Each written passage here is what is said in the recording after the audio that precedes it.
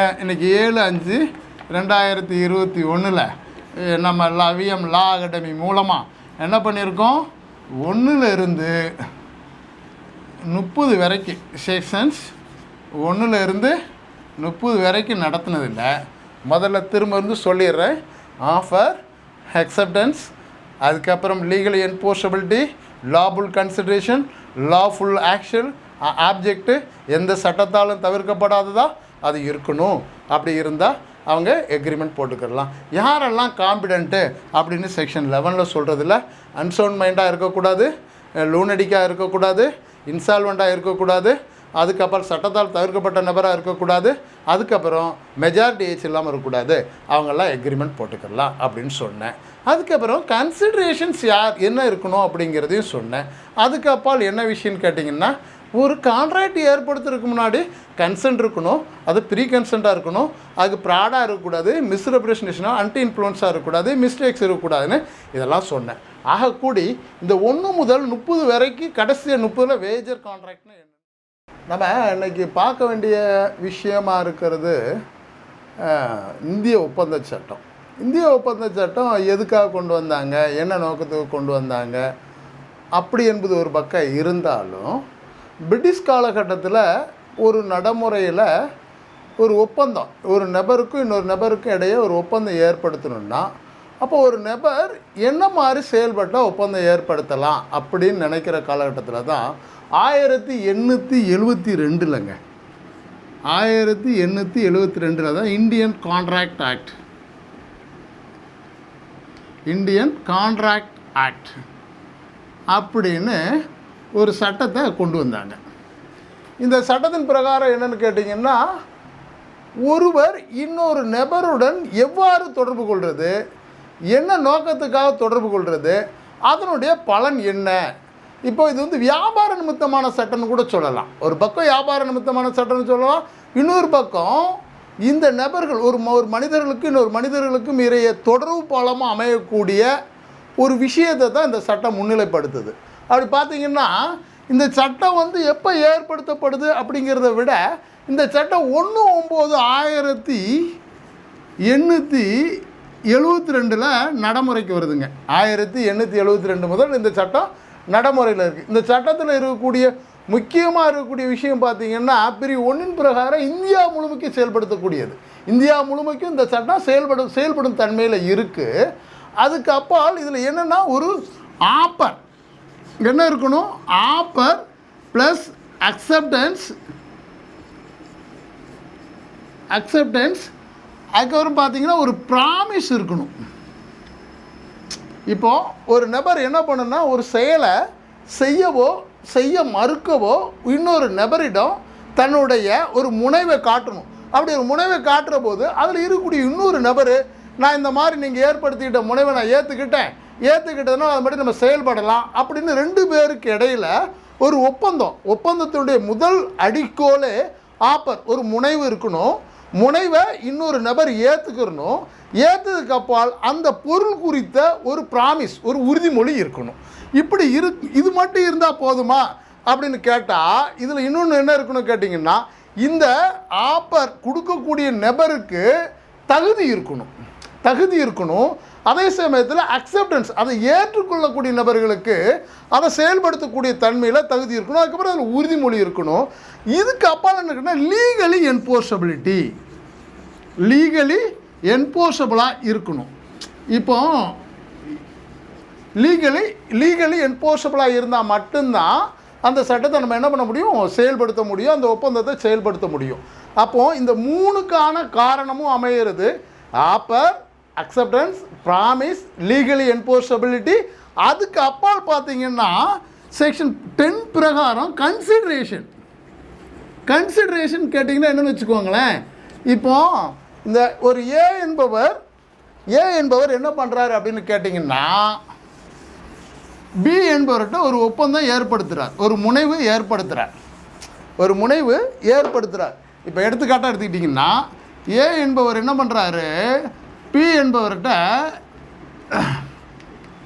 என்பவர்கிட்ட ஒரு செயலை செயல்படுத்துவதற்காக என்ன பண்ணுறாரு, ஒரு முனைவு சொல்கிறார், இந்த மாதிரி நீங்கள் செயல்படுத்தலாம், இந்த டிக்கெட்டை எடுத்துகிட்டு வாங்க. இவன் எடுத்துக்குவாங்களேன், ஒரு ரயில்வே டிக்கெட்டை எனக்கு எடுத்துகிட்டு வர முடியுமா அப்படின்னு நான் ஒருத்தர்கிட்ட கேட்குறேன்.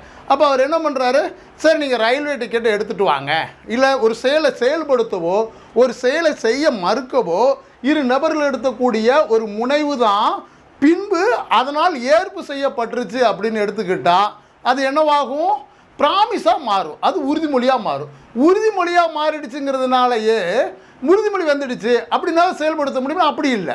உறுதிமொழிக்கு அப்பால் அது லீகலி என்ஃபோர்ஸபிளாக இருக்கணும். இப்போ ஏ என்பவரும் பி என்பவரும் ஒரு 2 பேரும் சேர்ந்து ஐயா நம்ம 2 பேரும் ஒரு பேங்கில் கொள்ளை அடிப்போம் அப்படின்னு ஒரு பண்ண முடியுமா, ஒரு ஒப்பந்தம் போட முடியும்னா முடியாது. ஏன்னா அது லீகலி என்ஃபோர்ஸபிளாக கிடையாது.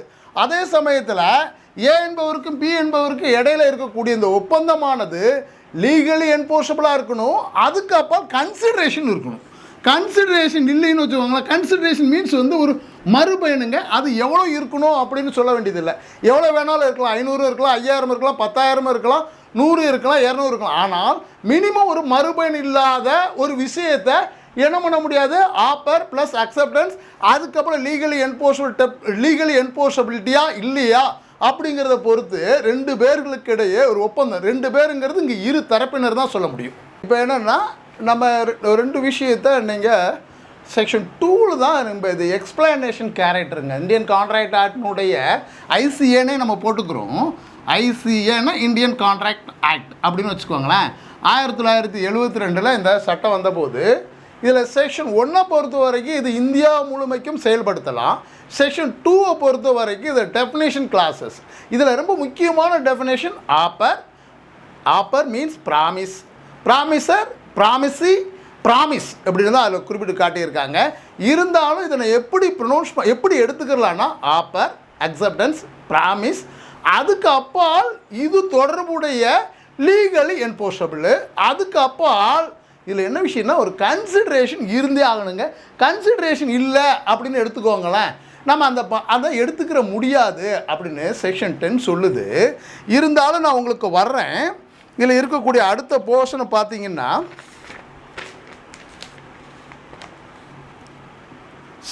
Section 2(1)ல் an agreement which is enforced by of the option of one or more of the parties thereto but not at the option of the other or others is a voidable contract. இப்போ என்ன விஷயம் அப்படின்னு கேட்டிங்கன்னா, ஒரு விஷயம் இதில் இன்னொரு விஷயம் என்ன கேட்டிங்கன்னா void and voidable contract. Void and voidable கான்ட்ராக்ட்னு 2 கான்ட்ராக்ட் இருக்குது. இதுதான் இதில் அடுத்த போர்ஷனாக இருக்கக்கூடியது. பார்த்தீங்கன்னா வாய்டபிள்.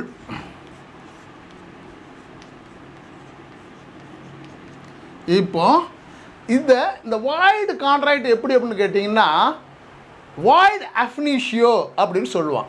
அதாவது கான்ட்ராக்டில் வாய்ட் அஃபினிஷியோன்னா அது ஆரம்பம் முதலே இல்லா நிலையது அப்படிங்கிறது தான்.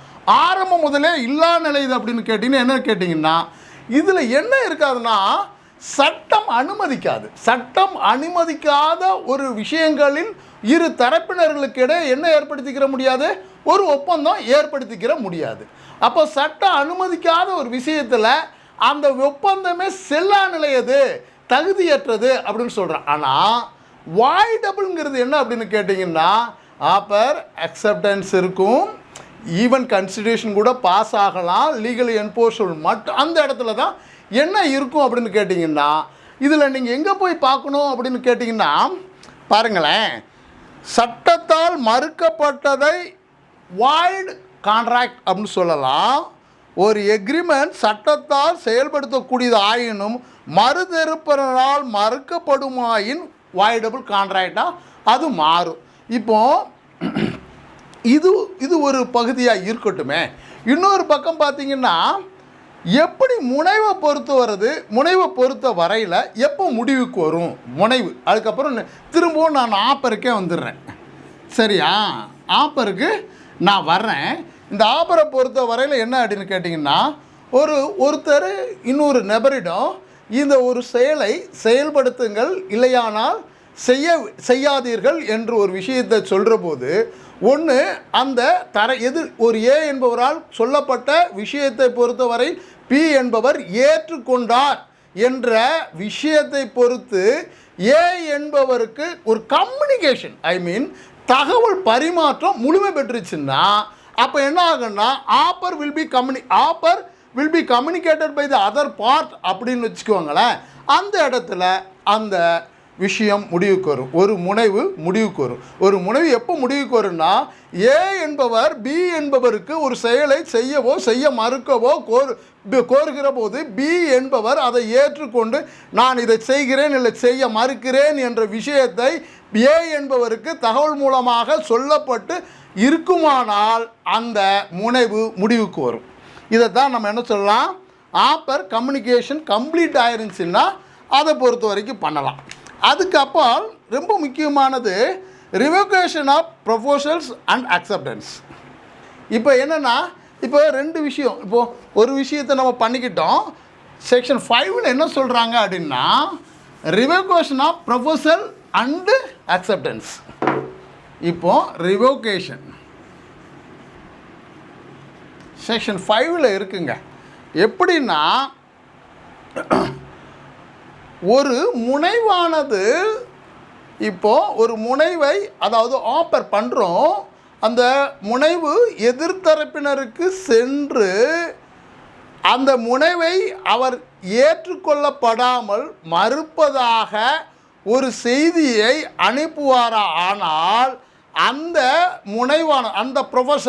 அந்த முனைவானது என்ன பண்ணலாம், ரிவோகேஷன் பண்ணலாம். இப்போது எடுத்துக்கோங்களேன், ஏ என்பவர் ஒரு பொருளை பி என்பவருக்கு அனுப்புவதாக ஒரு கடிதம் அனுப்புகிறார். அப்போ அந்த கடிதம் அனுப்புகிற போது என்ன பண்ணுறாரு, அனுப்புகிறாரு. அந்த அனுப்புகிற இப்போ கடிதம் என்ன ஆகிடுச்சுன்னா பி என்பவர் கையில் வந்துடுச்சு. அந்த கடிதம் என்ன ஆகிடுச்சு, பி என்பவருடைய கையில் அந்த கடிதம் வந்துடுச்சு. என்பவருக்கு கடிதம் வந்துடுச்சு. கடிதம் வந்த உடனே என்ன பண்ணுறாரு, இந்த பொருளை பொறுத்தவரை என்பவருக்கு அனுப்புவதாக கடிதம் அனுப்புகிறார். இந்த கடிதத்தை பெற்றுட்டு பி என்பவரை என்ன சொல்கிறாரு, இல்லைங்க எனக்கு அந்த விஷயத்தை இப்போ நீங்கள் கொடுத்து அனுப்பப்பட்ட விஷயத்தை பொறுத்தவரையில் எனக்கு விருப்பம் இல்லை, அதனால் அந்த இதை நான் மறுக்கிறேன் அப்படின்னு அந்த ப்ரொபோசலை அந்த ஆப்பரை மறுக்கலாம். அந்த விஷயத்தை பொறுத்தவரையில் ரெண்டு தரப்பினர்களுக்கும் ஏன் பிக்கும் இடையில் ஏற்படக்கூடிய முனைவும் ஆப்பரை பொறுத்த வரையில் முனைவு ஏற்படுத்தக்கூடிய நபர் பி என்பவர் ஏ என்பவரால் அனுப்பப்பட்ட அந்த ஆப்பரை பொறுத்து மறுப்பு செய்து திரும்ப தனது தகவலை ஒப்படைக்கிற போது அந்த ப்ரொஃபஷன் அந்த ஆப்பர் மறுக்கப்படலாம். இது ஒரு பக்கங்க. அதுக்கப்புறம் செக்ஷன் 6ல் என்ன சொல்கிறாங்கன்னா ரிவோகேஷன் ஆஃப் அக்செப்டன்ஸ்னு ஒன்று இருக்குது. அப்போது revocation of acceptance how made அப்படின்னு செக்ஷன் 6 சொல்லுதுங்க. இப்போ அக்செப்டன்ஸை எப்படி முனைவை நம்ம எப்படி ரிவோகேஷன் பண்ணுமோ அதே மாதிரி இந்த அக்செப்டன்ஸை எப்படி நான் மறுக்கிறது அப்படின்னு கேட்டிங்கன்னா முனைபவருக்கு ஒரு கடிதம் மூலமாக லெட்டர் டு ஆப்பர் என்ன பண்ணலாம், ஒரு லெட்டர் அனுப்பலாம். ஐயா நீங்கள் கொடுத்த இதை பொறுத்தவரை எனக்கு ஏற்புடையதாக இல்லை அப்படின்னு ஒரு கடிதம் அனுப்பலாம். சில நேரங்களில் லேட் இன்ஃபர்மேஷனாக இருக்கலாம், அந்த முனைவே லேட்டாக வரும். பார்த்திங்கன்னா காலதாமதமான ஏற்பு லேட் அக்செப்டன்ஸையும் என்ன பண்ணலாம், மறுக்கலாம். லேட் அக்செப்டன்ஸாக இருந்தாலும் மறுக்கலாம். இன்னொரு பக்கம் பார்த்திங்கன்னா shut and date and time குறிப்பிடாமல் இருக்கும். அதாவது அக்செப்ட் பண்ணுற போது அதை ஷட் அண்ட் டேட் டைம் ஏதாவது ஒரு ப்ரெஸ்கிரைப் பண்ணியிருக்கணும், இந்த டைமுக்குள்ளே இந்த இதை நீங்கள் செயல்படுத்தணும் அப்படின்னு. காலம் குறிப்பிடப்படாமல் இருந்தாலும் அதையும் என்ன பண்ணலான்னு கேட்டிங்கன்னா என்ன பண்ணலாம், அந்த ஏற்பை மறுக்கலாம். அதுக்கப்புறம் ஏற்பில் ஏற்படக்கூடிய தவறுகள் முன்விவரங்கள் இருப்பின், அதே சமயத்தில் ஏற்பை ஏற்கிறது இருக்கக்கூடிய தவறுகள் அதில் ஏற்படக்கூடிய முன்விவரங்கள். அதாவது என்னென்னு கேட்டிங்கன்னா ஒரு ஏற்பை ஏற்படுத்தினால் தனக்கு ஏற்படக்கூடிய விளைவுகளின் அடிப்படையில் இந்த விஷயத்தை நான் ஏற்றுக்கிறல அப்படின்னு சொல்லலாம். இன்னொரு பக்கம் பார்த்திங்கன்னா இறப்பு பித்த நிலையர், ஏற்பு செய்தவர் இறந்துட்டாரோ இல்லை இன்சானிட்டி, டெத் ஆர் இன்சானிட்டி.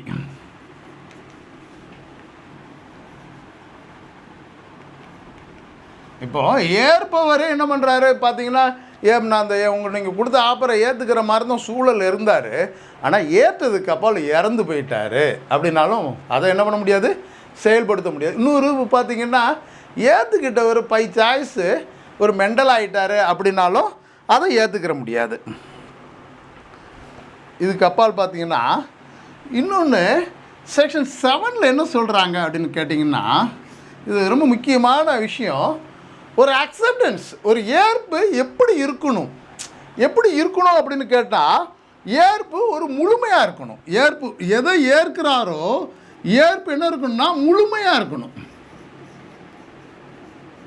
முழுமையாக அது இருக்கணும். ஏற்பு முழுமையாக இல்லாததை ஏற்றுக்கிற முடியாது. அதுக்கப்புறம் முனைவர் அது கருத்தின் கீழ் இருக்கணும். ஆப்பருடைய கருத்து, அந்த கருப்பொருள் ஒரே நிலையில் இருக்கணும். அதுக்கு என்ன சொல்லலான்னு கேட்டிங்கன்னா, இன்னொன்று பார்த்தீங்கன்னா இதே விஷயம் இந்த ஏற்பை பொறுத்த வரையில் இல்லை ஒட்டுமொத்த கான்ட்ராக்டை பொறுத்த வரையிலேயே நீங்கள் கன்சென்சஸ் அட்டைடம் அப்படின்னு ஒரு வார்த்தையை சொல்லுவான். கன்சென்சஸ் அட்டைடம் இது இப்படி இருக்குங்க, இந்த கன்சென்சஸ் அட்டைடம். இதில் இந்த விஷயத்தை பொறுத்தவரையும் நீங்கள் அந்த கருத்தில் வைக்கலாம். என்னென்னு கேட்டிங்கன்னா, ஏற்பு முழுமையாக இருக்கணும், முனைவோரது கருத்தில் இருக்க வேண்டும். முனைவோரது கருத்தில் மட்டும் இல்லை, ஏற்பு செய்வதற்கும் அதில் கருத்தில் உடன்பாடு ஒட்டுமொத்த ஒருமித்த கருத்து இருந்தால் மட்டுமே அது செயல்படுத்த முடியும். அதே மாதிரி முறையான காலத்தில் இருக்கணும். ஒரு ஏற்பு முழுமையாக இருக்கணும் அப்படிங்கிற செக்ஷன் 7 சொல்கிற மாதிரி முறையான காலத்தில் இருக்கணும். ஏற்ற தகவல் முழுமையாக வந்தடைய வேண்டும். ஏற்பு இப்போ நான் ஒருத்தரை ஏற்றுக்கிட்டேன், இல்லை ஒரு செயல்பாட்டை செய்கிறதுக்கோ செய்ய மறுக்கவோ ஏற்றுக்கிட்டேன்னா அந்த செயல் என்ன இருக்கணும், முழுமையாக இருக்கணும். இன்னொரு பக்கம் அந்த தகவல் முழுமையாக செயல்படுத்தப்படுறதா இருக்கணும். அந்த தகவலை திரும்ப முனைவு செய்பவருக்கு தகவல் சொல்லப்பட்டிருக்கணும். அதுக்கப்புறம் முனைவோரது கருத்தில் இருக்கணும். அதுக்கப்புறம் பார்த்திங்கன்னா அந்த கருப்பொருள் குறித்து இருவருக்கும் ஒருமித்த மனக்கருத்து இருக்கணும். இதெல்லாம் இருந்தால் மட்டும்தான் நம்ம என்ன பண்ண முடியும், ஒரு ஒப்பந்தத்தை ஏற்படுத்த முடியும். இந்த ஏற்பை பொறுத்த வரையில் முழுமையாக இருக்கணும் அப்படின்னு சொல்கிறாங்க. அதுக்கப்புறம் செக்ஷன் 8 போய் பார்த்தீங்கன்னா என்னென்னு கேட்டிங்கன்னா, உங்களுக்கு அது தெரிஞ்சிருக்கக்கூடும், புரியுதில்ல உங்களுக்கு? இப்போ ஏற்பு செய்யக்கூடியதாகவும் மறுபயன் ஏற்படக்கூடியதாகவும் இருக்கணும் அப்படின்னு ஒரு விஷயத்தை சொல்கிறாங்க. இப்போ ஒரு செக்ஷன் 8 என்ன சொல்கிறாங்க, ஒரு ஏற்பு என்ன இருக்கணும், ஏற்பு செயல்படக்கூடிய தன்மையில் இருக்கணுங்க. செயல்படக்கூடிய தன்மையில் இருக்க வேண்டும். சரியா? அதுக்கப்பால் என்ன இருக்கணும், முனைவின் கண்டிஷன்ஸ் ஏற்கப்பட்டிருக்கணும். முனைவோர் அது கண்டிஷன், அதாவது ஒரு முனைவோர் இருக்கார் இல்லையா, அவருடைய கண்டிஷனு, அவருடைய கண்டிஷன்ஸையும் நம்ம என்னதான் இருக்கணும், ஏற்றதாக அது இருக்கணும். இதெல்லாம் இருந்தால் மட்டும்தான் அதை அதுக்கப்புறம் இது முதல்ல ஆப்பர் அக்செப்டன்ஸை இந்த ஆப்பரை எப்படியெல்லாம் மறுத்தளிக்கலாம், ஏற்பை எப்படி மறுத்தளிக்கலாம் அப்படின்னு பார்த்தோம். அதுக்கப்புறம் ஏற்பு எப்படி ஒரு முழுமையாக இருக்கணும் அப்படின்னு செக்ஷன் 7 சொல்கிறத பார்த்தோம். ஏற்பும் செயல்படக்கூடிய தன்மையும் சேர்ப்பு செயல்படக்கூடியதாகவும் மறுபயனுடையதாகவும் இருக்கணும் செக்ஷன் 8 சொல்லுது. அதுக்கப்புறம் பார்த்திங்கன்னா அந்த ப்ராமிஸ், அதாவது இதுதான் அந்த செக்ஷன் 2 இருக்கக்கூடிய போர்ஷனில் ரொம்ப முக்கியமானது. அந்த ப்ராமிஸ்னு ஒரு வேர்டு இருக்குது, செக்ஷன் 9 அதை சொல்கிறாங்க. என்ன அப்படின்னு கேட்டிங்கன்னா, செக்ஷன் 9 பொறுத்த வரைக்கும் நீங்கள் இப்படி எழுதிக்கிறேன். இப்போ செக்ஷன் 9 பொறுத்த வரைக்கும் என்னன்னா, அந்த ப்ராமிஸ் எப்படி இருக்கணும், வெளிப்படைத்தன்மையாகவும் உட்கிடையாகவும் உறுதிமொழியானது முழு வடிவம் பெற்று இருக்கணும் அப்படின்னு சொல்லுதுங்க. இந்த இன்னொரு உங்களுக்கு நான் அந்த வேறு புத்தகத்துலேருந்து அதை சொல்கிறேன். என்ன கேட்டிங்கன்னா, செக்ஷன் 9 நான் வாசிக்கிறேன். Promises express and implied in so far as The proposal or acceptance of any promise is made in words. The promise should to be expressed insofar as such proposal or acceptance is made otherwise than in words. The promise should to be implied. எப்படி இருக்கணும்? வெளிப்படையாகவும் உட்கடையாகவும் அது ஏற்றுக்கொள்ளக்கூடிய தன்மையாக அது இருக்கணும் அப்படின்னு என்ன சொல்லுது? செக்ஷன் 9 சொல்லுது. இது போக இந்த ப்ராமிஸ் இல்லை அப்படின்னா, ஒரு உறுதிமொழி இல்லை அப்படின்னா என்ன பண்ண முடியாதுன்னா, ஒரு ஒப்பந்தத்தையோ இல்லையான உடன்பாட்டையோ நாம் ஏற்படுத்திட முடியாது அப்படிங்கிறதான் ரொம்ப நீங்கள் இந்த 1 முதல் 9 வரை விஷயத்தை பொறுத்த வரைக்கும் ஆப்பர் அக்செப்டன்ஸ், அதுக்கப்புறம் லீகலி என்ஃபோர்ஸபிலிட்டி, கன்சிடரேஷன் இதெல்லாம் இருந்துச்சு அப்படின்னா அதுக்கு கான்ட்ராக்டினுடைய ஒரு வேலிடிட்டி கான்ட்ராக்டுக்கு தேவையானது இருக்கும். இதுக்கப்பால் சட்டம் அனுமதிக்காத ஒரு விஷயங்களில் ஒரு ஒப்பந்தம் ஏற்படுத்த முடியுமா அப்படின்னா வாய்ட் அஃபினிஷியோ அப்படிங்கிற அடிப்படையில் ஒரு நாளும் ஏற்படுத்த முடியாது அப்படின்னு சொல்கிறாங்க. இதில் ரொம்ப முக்கியமாக இப்போ நம்ம பார்க்க போகிறது section 10 of Indian contract. Section 10 இதுதாங்க உங்களுக்கு இப்போ விஷயம் என்ன கேட்டிங்கன்னா, இதில் செக்ஷன் 10 தான் என்ன இருக்குது அப்படின்னு கேட்டிங்கன்னா, what agreements are contracts. All agreements are contract if they are made by the pre-consent of parties competent to contract for a lawful consideration with a lawful object are not hereby expressly declared to be void. இப்போ நீங்கள் இதில் என்ன சொல்கிறாங்கன்னா, all agreements are contract. All agreements are contracts.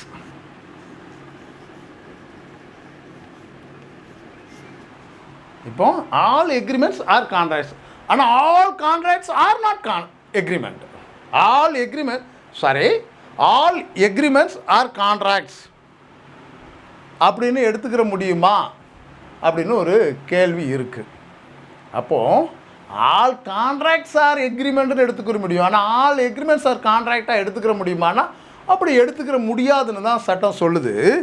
ரொம்ப முக்கியம் என்ன விஷயம் அப்படின்னு கேட்டிங்கன்னா, இதில் இந்த வாட் எக்ரிமெண்ட்ஸ் ஆர் கான்ட்ராக்ட் எந்த உடன்பாடுகளெல்லாம் கான்ட்ராக்ட் ஆகும் அப்படின்னு கேட்டிங்கன்னா, all agreements are contracts if they are made by the free consent of parties competent to contract for a lawful consideration and with a lawful object and not hereby expressly declared to be void.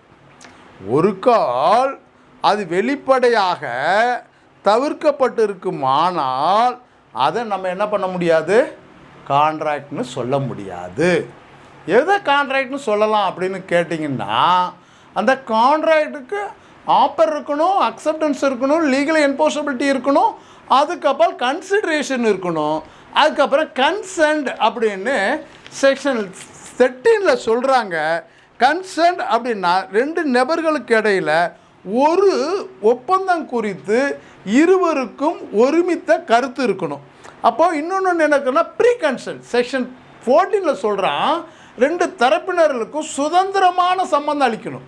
அப்போது section 10 பொறுத்த வரைக்கும் நீங்கள் அடுத்து அதனுடைய தொடர்பாக படிக்க வேண்டிய விஷயமா இருக்கிறது என்ன அப்படின்னு கேட்டிங்கன்னா, 13, 14, 15, 16, 17, 18, 19, 21, 20, 21, 22 இத்தனை விஷயங்கள்லையும் என்ன பண்ண வேண்டியிருக்கு?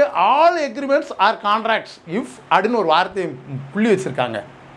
இஃப் அப்படின்னா அதுக்கு மேலே ஒன்று இருக்குது. என்ன இருக்குது? ஆல் கான்ட்ராக்ட்ஸ் ஆர் எக்ரிமெண்ட் அப்படின்னு வரலாம். ஆனால் all agreements R not contract. அதில் மாற்றவே கிடையாது. எல்லா உடன்பாடுகளும் ஒரு ஒப்பந்தம் ஆகாது, ஆனால் எல்லா ஒப்பந்தங்களும் உடன்பாடு ஆகும். ஆனால் எப்படி இருக்கணும் ஒரு கான்ட்ராக்ட் அப்படின்னு எடுத்துக்கிறதுக்கு அவங்க என்ன சொல்கிறாங்க? Lawful consideration and with a lawful object. என்ன இருக்கணும்? ஒரு கான்ட்ராக்ட் என்ன இருக்கணும்னா லாஃபுல் ஆப்ஜெக்டும் இருக்கணும், அது சட்டப்படியான விஷயமா இருக்கணும். அதுக்கப்பால் லாஃபுல் கன்சிடரேஷன்னா சட்டப்படியான மறுபயன் தக்கக்கூடியதாக இருக்கணும். அப்போ சட்டப்படியான மறுபயனோ சட்டப்படியான ஆப்ஜெக்டோ இல்லாமல் இருந்தாலும் கூட அதை என்ன சொல்லலாம், ஒரு எக்ரிமெண்ட்னு சொல்லிக்கிறலாம். அதுதான் எக்ரிமெண்ட்டா அப்படின்னு சொல்ல முடியாது. ஆனால் ஒரு எக்ரிமெண்ட்டில் லாபுல் கன்சிடரேஷன் இருக்கணுங்கிறத கட்டாயப்படுத்தலை சட்டம். ஆனால் கான்ட்ராக்டில் ஒரு கன்சிடரேஷன், ஒரு லாபுல் ஆப்ஜெக்ட் இருக்குன்னு சொல்கிறான். இன்னொரு பக்கம் அதில் வார்த்தை என்ன சொல்கிறாங்கன்னா, by free consent of parties அடுத்துன்னு ஒரு வார்த்தையை ஃபிக்ஸ் பண்ணுறாங்க. அப்போது நீங்கள் எங்கே போக வேண்டியிருக்கு, நேர 13 to 22 வரைக்கும் இருக்கக்கூடிய விஷயங்களை தான் முதல்ல நம்ம ஆய்வுபடுத்தணும் அப்படின்னு அவங்க சொல்கிறாங்க.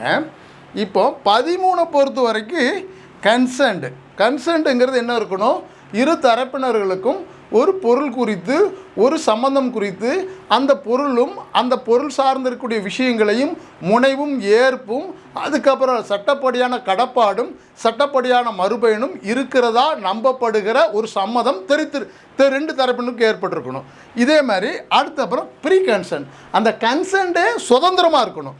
அதுக்கப்புறம் பார்த்தீங்கன்னா கொயர்ஷன், செக்ஷன் 15 என்ன சொல்கிறாங்க, கொயர்ஷன்னு சொல்கிறாங்க. அந்த பொருள் குறித்து அந்த பொருள் சம்பந்தமாக இரு தரப்பினர்கிட்ட ஏற்படுத்தக்கூடிய ஒப்பந்தத்தை பொறுத்த வரையில் யாருக்கு ரெண்டு தரப்பினர்களுக்கு இடையில் ஒரு கட்டாயம் ஏற்பட்டுருக்கக்கூடாது, கட்டாயமின்மை இருக்கணும். ஒரு கட்டாயப்படுத்தி இதை நீங்கள் செய்யணும் இல்லை செய்யக்கூடாது என எங்கேயும் சொல்லியிருக்கக்கூடாது. அதுக்கப்புறம் பார்த்தீங்கன்னா இது முடிஞ்சு போச்சுங்களா.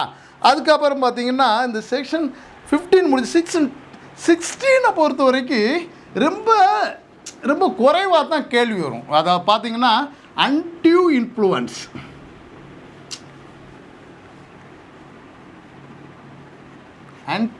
இன்ஃப்ளூயன்ஸ் அப்படின்னு இந்த வேடை வச்சுருக்காங்க. அதாவது தகாநிலை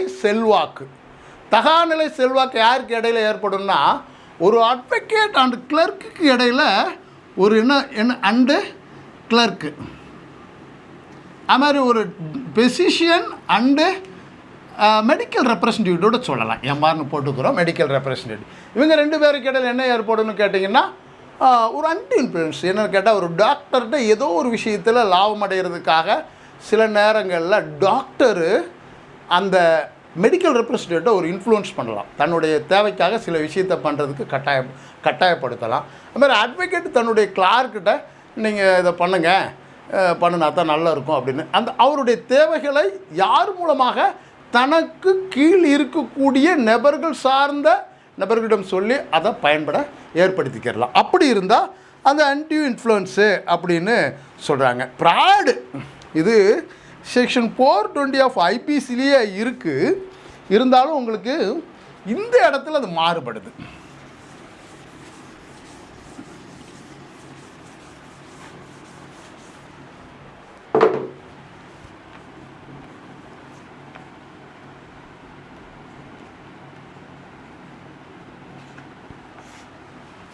இப்போ ஃப்ராடு எப்படின்னு சொல்கிறான்னு பாருங்களேன். Fraud means includes any of the following acts committed by a party to a contract with his connivance or by his agent with intent to deceive another party thereto or his agent or to induce him to enter into the contract. இப்போ இதில் என்ன விஷயம்னா, இப்போ ஒரு எடுத்துக்காட்டு சொல்கிறாங்க. A sells by action to B a horse which A knows to be unsound. A is nothing to about horse unsoundness. This is not a fraud in A. இப்போது என்ன விஷயம்னா, இப்போ நல்லாவே தெரியும் A என்பவருக்கு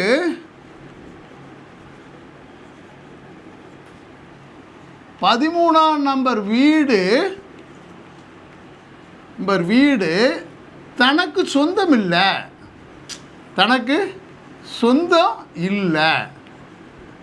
என்ன அப்படின்னு தெரிஞ்சிருந்தும் என்ன பண்ணுவார்னா, பி என்பவருக்கு இடையே ஒரு ஒப்பந்தத்தை ஏற்படுத்துறதுக்காக 13 நம்பர் வீடு எனக்கு சொந்தமானதாங்க, நான் இந்த தேதியில் வாங்கினேன் அப்படின்னு ஏதாவது ஏற்பாடு பண்ணி அந்த பி என்பவரை நம்ப வச்சு அந்த நம்பிக்கையின் அடிப்படையில் ஒரு ஒப்பந்தம் ஏற்படுத்தினாலும் அதுவும் செல்லாது. அதுக்கப்புறம் மிஸ் ரெப்ரசன்டேஷன், இது பார்த்திங்கன்னா திரிவு தவறாக ஒரு இதை சொல்கிறது, ஒரு இதை சொல்கிறது misrepresentation.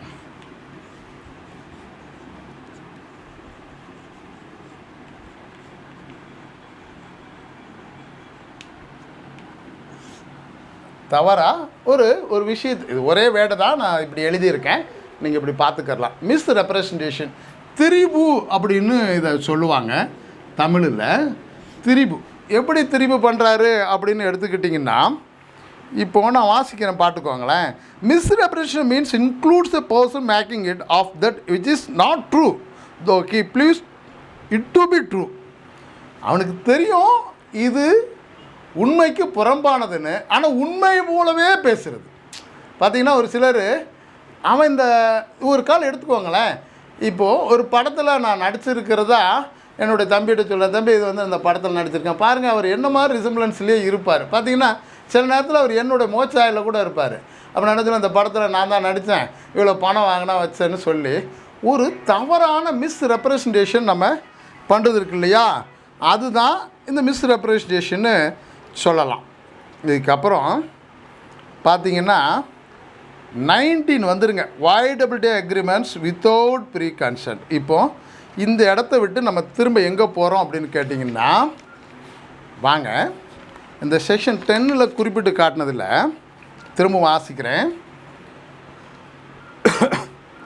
Pre consent of the parties competent to contract அப்படின்னு ஒரு விஷயத்தை ஃபிக்ஸ் பண்ணியிருக்காங்க. அப்போது ஒரு எக்ரிமெண்ட்டுக்கு என்னென்ன ஏற்படணும், ஃப்ரீ கன்சென்ட் இருக்கணும். அதுக்கப்புறம் செக்ஷன் 15 22 வரைக்கும் இருக்கக்கூடிய 13 22 வரைக்கூடிய வகையங்கள் இருக்கக்கூடாது. அதுக்கப்புறம் who are competent to contract. இது ரொம்ப அடுத்து என்ன கேட்டிங்கன்னா, யார் கான்ட்ராக்டை ஏற்படுத்திக்கலாம்.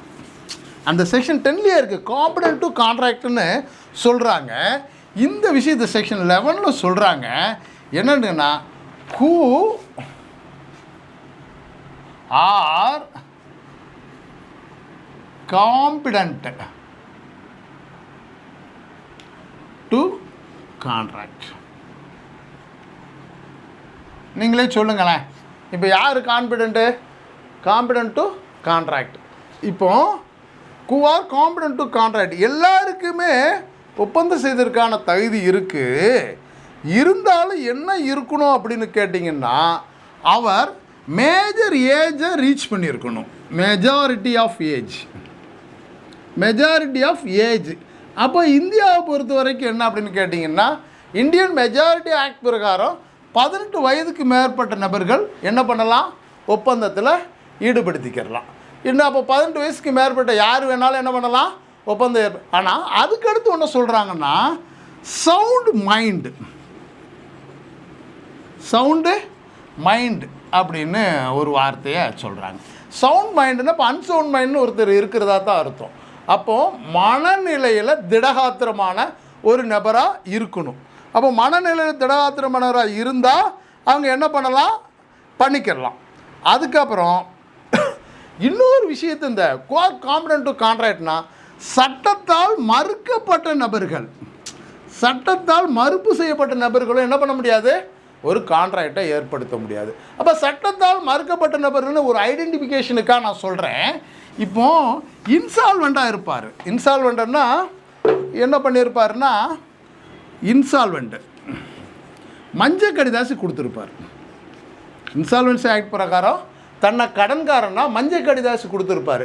அப்போ அந்த மஞ்சள் கடிதாசி கொடுத்து என்ன பண்ண முடியாது, ஒரு எக்ரிமெண்ட்டை இல்லை ஒரு கான்ட்ராக்டை ஏற்படுத்திட முடியாது. அதே மாதிரி ஏதாவது ஒரு சட்டத்தால் தவிர்க்கப்பட்ட நபர்களும் என்ன பண்ண முடியாது, கான்ட்ராக்டை ஏற்படுத்திட முடியாது. இப்போ நம்ம என்ன பார்த்தோம்னா, கான்ட்ராக்டுக்கு கான்ஃபிடென்ட் என்ன, யாரெல்லாம் பொருத்தமாக இருப்பாங்க அப்படின்னு பார்க்குற போது செக்ஷன் 11 சொன்னதை நான் சொன்னேன் உங்களுக்கு. என்ன இருக்கணும் அப்படின்னு கேட்டிங்கன்னா, அவர் முதல்ல 18, இந்திய சட்டத்துக்கு 18 வயசு ஆகிருக்கணும். அதுக்கப்புறம் பார்த்திங்கன்னா பித்து நிலை இருக்கக்கூடாது. அதுக்கப்புறம் இன்சால்வெண்ட்டாகவும் இருக்கக்கூடாது. சட்டத்தால் மறுப்பு செய்யப்பட்ட நபராகவும் அவர் இருக்கக்கூடாது அப்படின்னு சொன்னாங்க. சரி, இதெல்லாம் இருந்தால் ஆப்பரு அக்செப்டன்ஸு என்போர்சபிள் ஆஃப் லா. அதுக்கப்புறம் என்ன இருக்கணும், லாஃபுல் ஆப்ஜெக்ட்டு லாஃபுல் கன்சிடரேஷன் இருந்துச்சுன்னா அது கான்ட்ராக்டாக வரும் அப்படின்னு பார்த்தோம். ஆனால் சட்டப்படியான மறுபயனும் ஆப்ஜெக்டும் சட்டப்படியான மறுபயன் இல்லை அப்படின்னா என்ன ஆகும் அப்படின்னு செக்ஷன் 23 சொல்கிற விஷயத்தை இப்போ நான் 23 உங்களுக்கு வாசிக்கிறேன், அது உங்களுக்கு நல்லாவே புரியும்னு நினைக்கிறேன். What consideration and objects are lawful and what not, என்ன எது மறுபயனாக இருக்கும், எது சட்டப்படியான நோக்கமாக இருக்கும், எது இருக்காது அப்படின்னு செக்ஷன் 23 ஒரு விளக்கம் கொடுத்துருக்காங்க. அப்போது என்ன இருக்கணும், சட்டப்படியான மறுபயனா என்ன இருக்குன்னா, சட்டப்படியான மறுபயனா இருக்கக்கூடியது அது தொகையா இல்லை அதுக்கு ஏற்படுத்தக்கூடிய அந்த ஒப்பந்தத்தின் வழியில் வரக்கூடிய வேறுதா அப்படிங்கிறத தரப்பினர்லாம் முடிவு பண்ணணும்.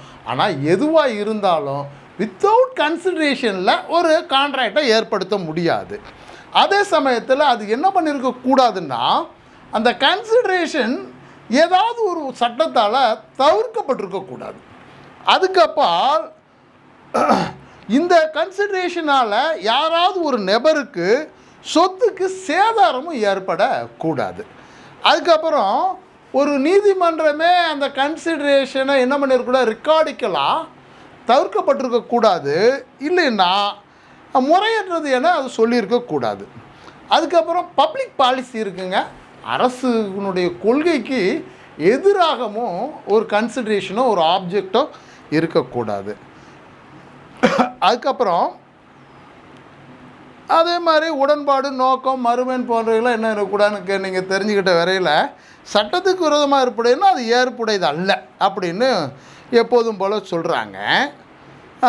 இதுதான் சட்டப்படியான மறுபயன். சட்டப்படியான மறுபயன், சட்டப்படியான நோக்கம், இந்த ரெண்டும் இந்த ஒரு கான்ட்ராக்ட் ஏற்படுத்துறதுக்கு, ஒரு ஒப்பந்தம் ஏற்படுத்துவதற்கு lawful consideration and lawful object இல்லாமல் எதையுமே பண்ணிட முடியாது. இதை செக்ஷன் 23 தான் சொல்கிறாங்க.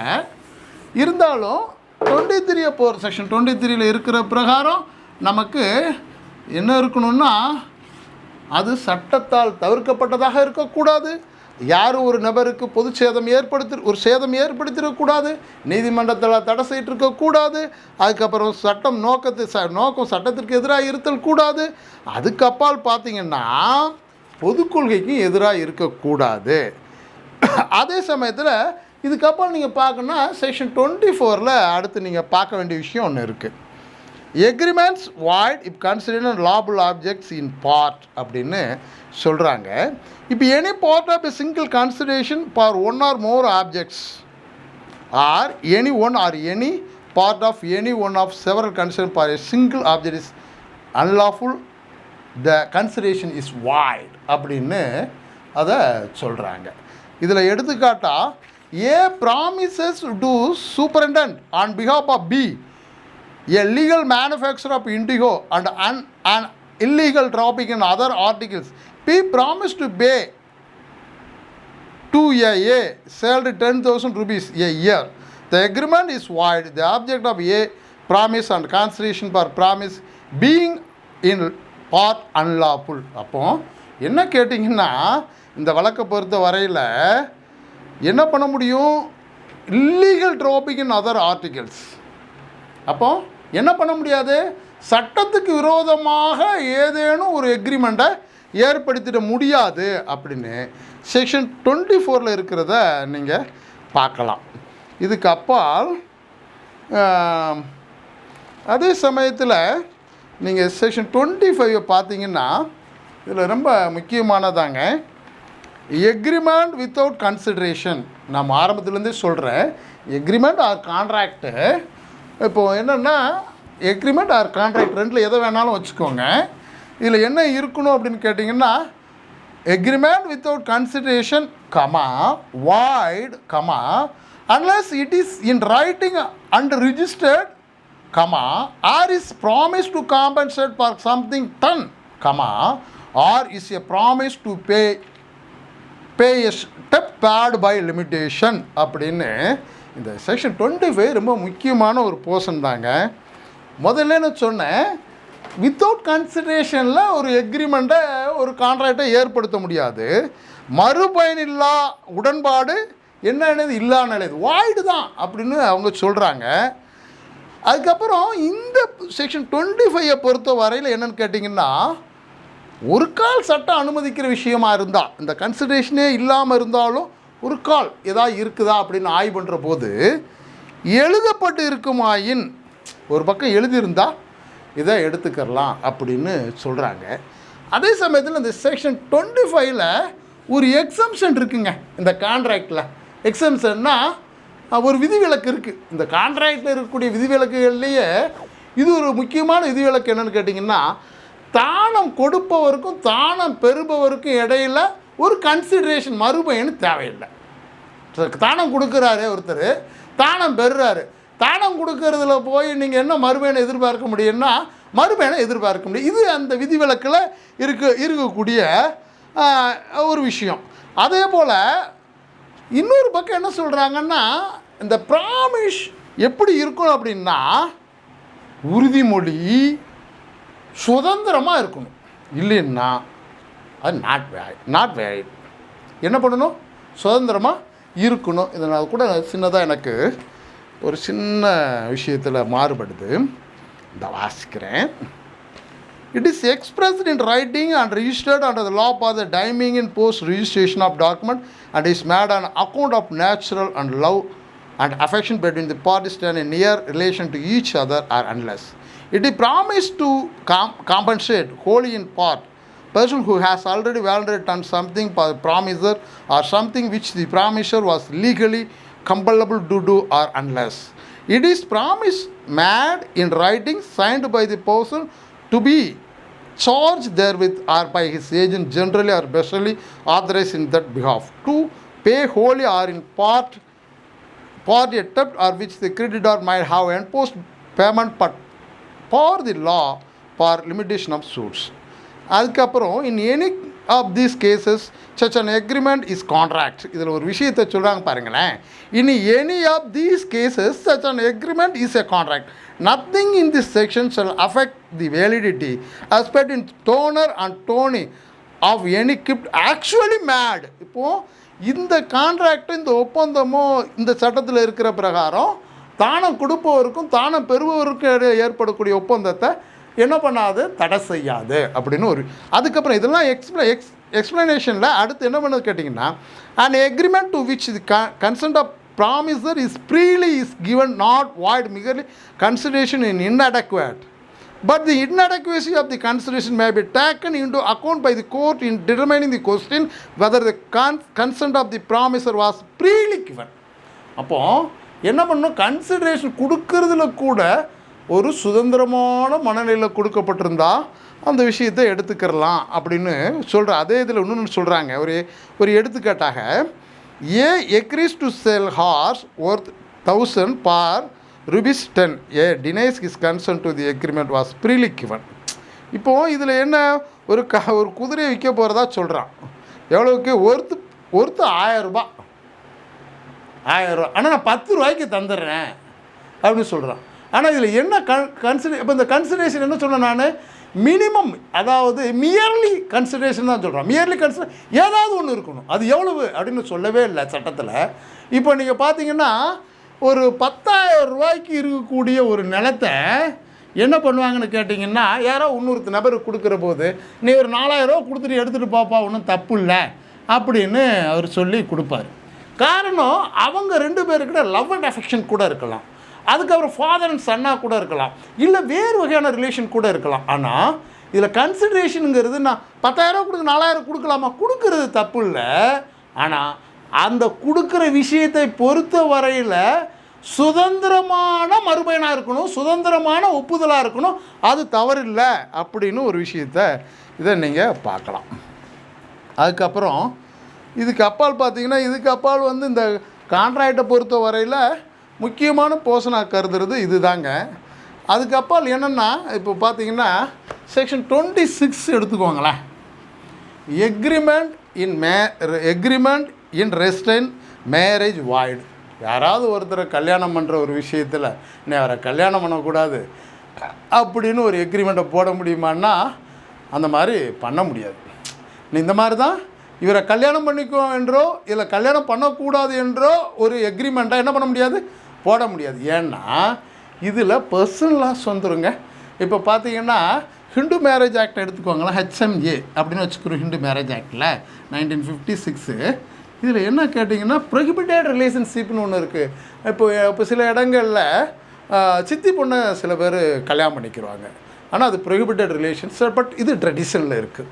ஆனால் அதே மாதிரி சித்தப்பா பொண்ணை கட்டிக்கிற முடியாது, கெட்டவும் மாட்டாங்கன்னா அது ப்ரொஹிபிட்டட் ரிலேஷனில் ஆக்ட்லேயே இருக்குது, ஆனால் ட்ரெடிஷ்னலும் அது பெர்மிட் பண்ணவும் இல்லை.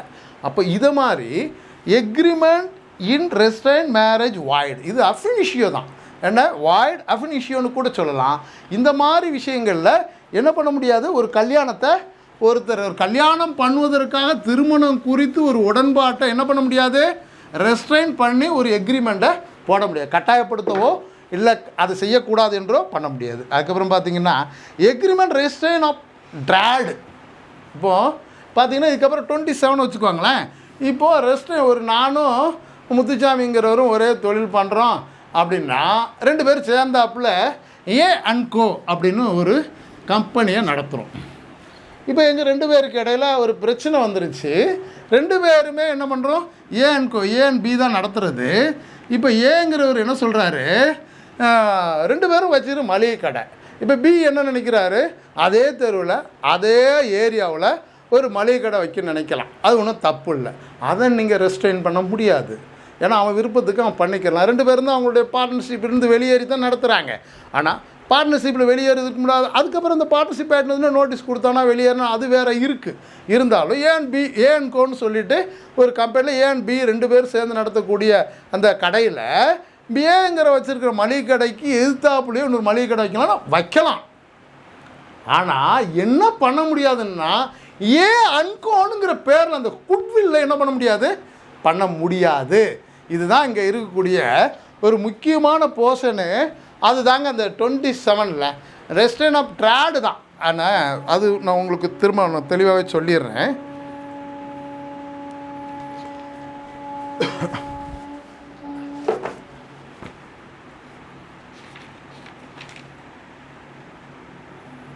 இந்த வாசிக்கிறேன். Every agreement by which any one is restrained from existing a lawful profession, trade, business of any kind is that extent void. இதில் என்ன விஷயம்னா அதுக்கப்புறம் கீழே எக்ஸ்பிளனேஷன் கொடுத்துருக்கான். Saving of agreement not to carry on business of which goodwill is sold.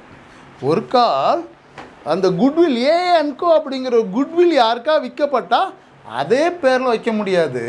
ஆனால் என்னுடைய தொழிலை என்னுடைய வியாபாரத்தை நான் எப்படி வைக்கணும்னு இன்னொரு சட்டத்தாலேயோ இன்னொரு எக்ரிமெண்ட்டாலேயோ அது என்ன பண்ண முடியாது, தடை செய்ய முடியாது. இது ஒரு போர்ஷனுங்க. அதுக்கப்புறம் இது பார்த்திங்கன்னா செக்ஷன் 28 ஆர்பிட்ரேஷன் டிஸ்பியூட் சம்மந்தம். இப்போ ஆர்பிட்ரேஷன் கன்சிலேஷன் ஆக்ட் இப்போ ரீசெண்டாக வந்திருக்கு, நம்ம நினச்சிக்கிட்டு இருக்கோம். அது சிபிசிலையும் ஒரு போர்ஷனில் இருக்குது.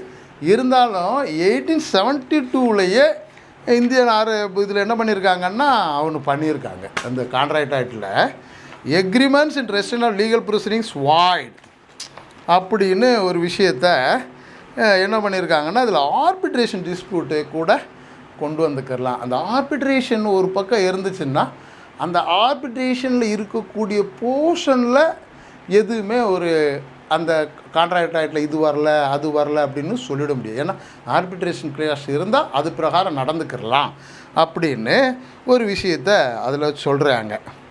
அதுக்கப்புறம் இது தாங்க இதில் இருக்கக்கூடிய ஒரு முக்கியமான கான்ட்ராக்ட் ஆக்டில் முக்கியமான போர்ஷனு இந்த இதுதான். இதுக்கு அப்பால் பார்த்திங்கன்னா எக்ரிமெண்ட்ஸ் பை வே ஆஃப் வேஜர் வாய்டு. இப்போ வேஜர் இப்போ இது என்ன தம்பி கூட கேட்டாங்க, அது என்னங்க இந்த மாதிரி நானும் எங்கள் மாப்பிள்ளையும் என்ன பண்ணுறோம், செக்ஷன் 30 வேஜர்னு ஒரு வேர்டு இருக்குங்க, இதை நீங்கள் பார்த்துக்கோங்க. மேஜர் எக்ரிமெண்ட் இஸ் வாய்டு அப்படின்னு சொல்கிறேன். மேஜர் எக்ரிமெண்ட்னா எப்படின்னு கேட்டிங்கன்னா கிரிக்கெட் நடந்துக்கிட்டு இருக்கும். கிரிக்கெட் நடந்துக்கிட்டு இருக்கும்போது அவர் சொல்வார் இந்தியா ஜெயிக்கும், அதுக்கு 100 ரூபா நான் பெட்டு கட்டுறேன். இல்லை பாகிஸ்தான் ஜெயிக்கும், நான் 200 ரூபா பெட்டு கட்டுறேன். 2 பேரும் பெட்டு. ஆனால் இதில் என்ன இருக்கான்னா அந்த 2 பேருக்கும் அந்த விளையாட்டுக்கும் தொடர்பு இருக்காது. விளையாடுறவன் எங்கே விளையாண்டுக்கிட்டு இருப்பான், இவங்க 2 பேரும் பெட்டு கட்டிக்கிறாங்க. ஆனால் இந்த எக்ரிமெண்ட்டை நீங்கள் என்ஃபோர்ஸ் பண்ண முடியுமானா பண்ண முடியாது. இந்த எக்ரிமெண்ட் என்ன பண்ண முடியாது, இப்போ தான் agreements by way of wager or void and no suit shall be brought for recovering anything alleged to be won or any wager or entrusted to any person to abide by the result of any calm or other uncertain event on which any wager is made. ஆனால் இதில் என்ன பண்ணலாம் அப்படின்னு கேட்டிங்கன்னா, இன்னொரு பக்கம் ஒரு கால் இதில் என்ன பண்ணியிருக்கான்னு கேட்டிங்கன்னா, the section shall not be deemed to render unlawful subscription or contribution or agreement to subscribe or contribute made or entered into toward any blade price or sum of money of the value of amount 500 rupees or upwards to be awarded to the winner or winners of any horse race. இது hours ரேஸுக்கு போதுங்க, அதுக்கு நம்ம போக வேண்டிய அவசியம் இல்லை. இதில் இருக்கக்கூடியதில் என்ன பண்ண முடியாதுன்னா, ஒரு வேஜர் எக்ரிமெண்ட்டில் நீங்கள் என்ன பண்ண முடியாது, எக்ரிமெண்ட்டை செயல்படுத்துங்க அப்படின்னு சொல்ல முடியாது. ஆக இப்போ நான் உங்களுக்கு நடத்துனதில் என்ன புரிஞ்சுன்னு எனக்கு தெரியல. இந்த 1 to 30 வரைக்கும் நான் உங்களுக்கு என்ன பண்ணியிருக்கேன், இன்றைக்கி 7/5/2021 நம்ம விஎம் லா அகாடமி மூலமாக என்ன பண்ணியிருக்கோம், 1லேருந்து 30 வரைக்கும் செக்ஷன்ஸ் 1லேருந்து 30 வரைக்கும் நடத்துனதில்லை. முதல்ல திரும்ப சொல்லிடுறேன். ஆஃபர், அக்செப்டன்ஸ், அதுக்கப்புறம் legal enforceability, lawful consideration, lawful action, object எந்த சட்டத்தாலும் தவிர்க்கப்படாததா அது இருக்கணும். அப்படி இருந்தால் அவங்க எக்ரிமெண்ட் போட்டுக்கிடலாம். யாரெல்லாம் காம்பிடென்ட்டு அப்படின்னு செக்ஷன் 11 சொல்கிறதில்ல, அன்சவுண்ட் மைண்டாக இருக்கக்கூடாது, லூனடிக்காக இருக்கக்கூடாது, இன்சால்வெண்ட்டாக இருக்கக்கூடாது, அதுக்கப்புறம் சட்டத்தால் தவிர்க்கப்பட்ட நபராக இருக்கக்கூடாது, அதுக்கப்புறம் மெஜாரிட்டி ஏஜ் இல்லாமல் இருக்கக்கூடாது, அவங்கெல்லாம் எக்ரிமெண்ட் போட்டுக்கிடலாம் அப்படின்னு சொன்னேன். அதுக்கப்புறம் கன்சிடரேஷன்ஸ் என்ன இருக்கணும் அப்படிங்கிறதையும் சொன்னேன். அதுக்கப்பால் என்ன விஷயம்னு கேட்டிங்கன்னா, ஒரு கான்ட்ராக்ட் ஏற்படுத்துறதுக்கு முன்னாடி கன்சென்ட் இருக்கணும், அது ப்ரீ கன்சென்ட்டாக இருக்கணும், அதுக்கு ப்ராடாக இருக்கக்கூடாது, மிஸ்ரெப்ரசன்டேஷனாக அன்டி இன்ஃப்ளூயன்ஸாக இருக்கக்கூடாது, மிஸ்டேக்ஸ் இருக்கக்கூடாதுன்னு இதெல்லாம் சொன்னேன். ஆகக்கூடி இந்த 1 முதல் 30 வரைக்கும் கடைசி 30 வேஜர் கான்ட்ராக்ட்னா என்னென்னு சொன்னேன். வேஜருங்கிறது வேறு ஒன்றும் கிடையாது. நம்ம ஒரு ரூம்குள்ளே இருந்துட்டு எவனோ ஒருத்தர் விளையாடுறதுக்கு நமக்கு நேரடி தொடர்பு இல்லாததில் வேறு 2 நபர்கள் ஏற்படுத்தி அவங்களுக்குள்ளேயே ஒரு எக்ரிமெண்ட் போட்டு அந்த எக்ரிமெண்ட்டுக்கு இடையில் அவங்க செயல்படுத்துகிற விஷயத்தை சட்டத்தால் செயல்படுத்த முடியும். அது வேஜர் கான்ட்ராக்ட் இன் வாய்ட் அப்னிஷியோ தான். மொத்தம் வாய்ட் அண்ட் வாய்டபிள் கான்ட்ராக்ட்னு சொன்னேன். வாய்ட் கான்ட்ராக்டுக்கு வாய்ட் அஃபினிஷியோ ஒரு ராமசாமி ரங்கசாமி சேர்ந்துக்கிட்டு ஒருத்தர் கொலை செய்கிறதா திருடுறதாகவோ ஏற்படுத்திட்டு ஒப்பந்தத்தை செயல்படுத்தணும்னு கான்ட்ராக்டில் ஏற்றுக்கலாது. ஏன்னா அது லாஃபுல் ஆப்ஜெக்ட்டும் கிடையாது. லாஃபுல் ஆப்ஜெக்ட் இல்லாத ஒரு விஷயமாக இருந்தால் அது என்னவாக இருக்காது, வாய்டு. லாஃபுல் ஆப்ஜெக்ட் இருக்கும் ஆனால் இன்னபிலிட்டியாக இருக்கும், லாஃபுல் ஆப்ஜெக்ட் இருக்கும், லாஃபுல் கன்சிடரேஷன் இருக்கும் ஆனால் அது இன்னபிலிட்டியாக இருக்கும்.